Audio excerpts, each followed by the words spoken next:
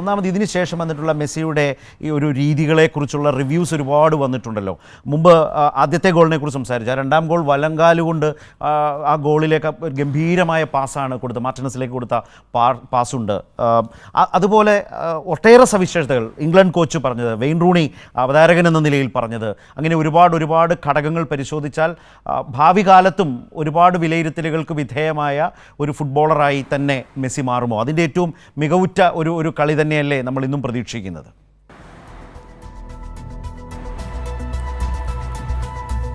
തീർച്ചയായിട്ടും.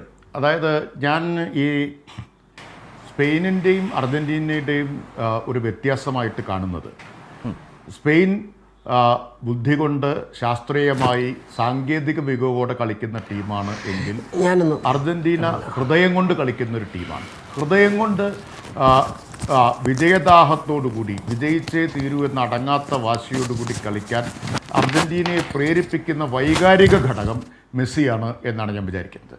അതാണ് അർജൻറ്റീന ഹൃദയം കൊണ്ട് കളിക്കുന്ന ഒരു ടീമായി മാറുന്നതിന് കാരണം. അതിന് തെളിവാണ് ഇന്ന് അദ്ദേഹം എഴുതിയ കത്ത്. ഒരു കുടുംബം പോലെ എങ്ങനെയാണ് ഈ ടീമിനെ കൊണ്ടു നടന്നത് എന്ന് അദ്ദേഹം പറയുന്നുണ്ട്. ഒരു കുടുംബം പോലെ ഒരു ടീമിനെ നിലനിർത്തുന്ന പരിവർത്തിപ്പിച്ച ഘടകമാണ് മെസ്സി. അപ്പോൾ ഒരു വൈകാരിക സ്വാധീനം കൂടിയാണ് അർജൻറ്റീന കളിക്കാരെ സംബന്ധിച്ച് മെസ്സി എന്നുള്ളത് നമ്മൾ കാണണം. അപ്പോൾ നോക്കൂ, ഇംഗ്ലണ്ടിനെതിരായിട്ടുള്ള മത്സരത്തിൽ ഫൗളിന് വിധേയനായിട്ട് മെസ്സി വീഴുന്ന സന്ദർഭങ്ങളിൽ ഈ അർജൻറ്റീനിയൻ കളിക്കാരെല്ലാം കൂടി ഓടിക്കൂടി മെസ്സിക്ക് ചുറ്റും നിൽക്കുന്നത് നമുക്ക് കാണാൻ പറ്റും. അപ്പോൾ മെസ്സിക്ക് വേണ്ടി കളിക്കുക, മെസ്സിക്ക് വേണ്ടി ജയിക്കുക എന്ന ഒരു വികാരത്തിൽ കൂടിയാണ് അർജൻറ്റീന കളിക്കുന്നത്.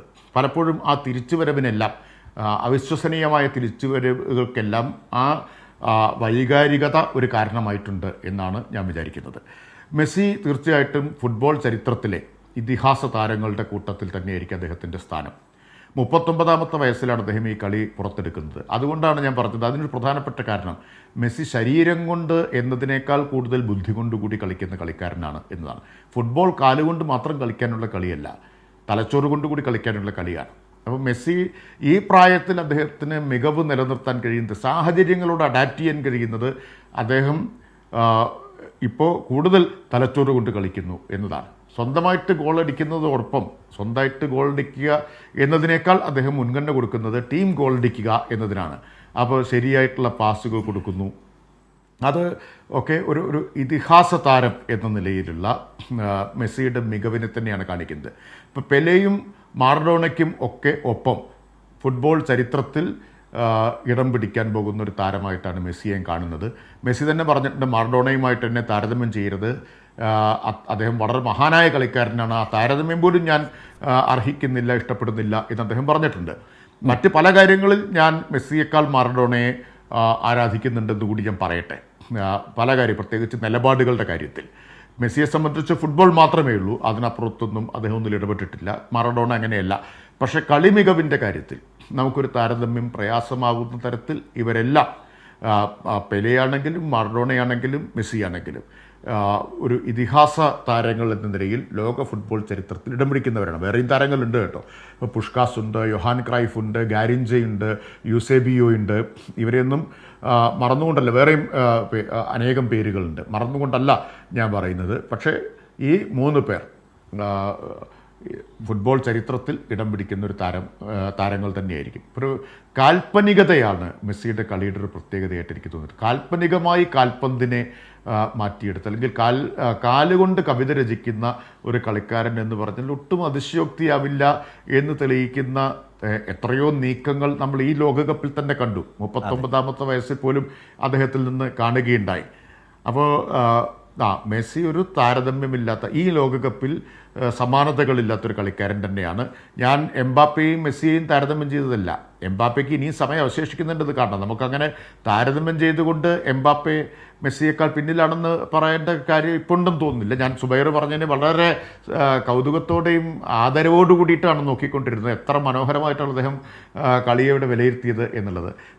ഞാൻ അത്തരൊരു താരതമ്യത്തിലേക്ക്, മെസ്സി എംബാപ്പയും തമ്മിലുള്ള താരതമ്യത്തിലേക്കല്ല പോയത്. ഒരു ഉദാഹരണം ചൂണ്ടിക്കാണിച്ചു എന്നേ ഉള്ളൂ. വളരെ വേഗമുള്ള ഒരു സ്ട്രൈക്കർ, ഒരു പക്ഷേ ലോക ഫുട്ബോളിൽ നിന്ന് ഏറ്റവും വേഗത്തിൽ ഓടുന്ന ഒരു സ്ട്രൈക്കറാണ് എംബാപ്പെ. ആ എംബാപ്പയ്ക്ക് പന്ത് കിട്ടാത്ത തരത്തിൽ പാസിംഗ് ലൈൻ ബ്ലോക്ക് ചെയ്യാൻ സ്പെയിനിന് കഴിഞ്ഞു എന്നതാണ്. അത് മിഡ്ഫീൽഡിലെ ആധിപത്യം കൊണ്ടാണ്. മിഡ്ഫീൽഡിൽ കളി നിയന്ത്രിച്ചത് സ്പെയിനാണ്. പ്രത്യേകിച്ച് സ്പെയിനിൻ്റെ പ്ലേ മേക്കറും ക്യാപ്റ്റനുമായിട്ടുള്ള റോഡ്രിയാണ്. ആ മധ്യനിരയുടെ റോഡ്രി നയിക്കുന്ന മധ്യനിരയുടെ മികവാണ് അതിന് കാരണമായത്. അതുപോലെ മെസ്സിയുടെ കാര്യത്തിൽ ആവർത്തിക്കാനാവുമെന്നല്ല ഞാൻ പറഞ്ഞത്.